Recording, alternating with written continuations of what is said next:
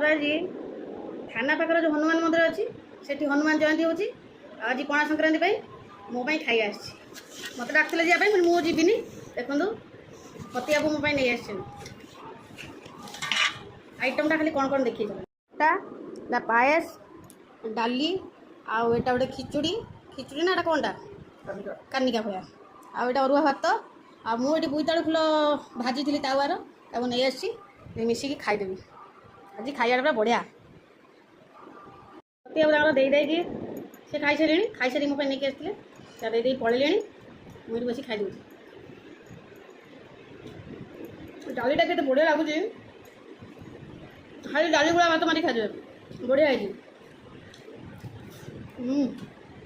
ଯାହା ହେଲେ ଗୋଟେ ପୂଜାର ଖାଇବା କ'ଣ ସଂକ୍ରାନ୍ତିର ଯେଉଁ ଖାଇବାଟା ସେ ଅଲଗା ଲେବୁଲ୍ର ପ୍ରକୃତରେ ବହୁତ ଟେଷ୍ଟି ହେଇଛି।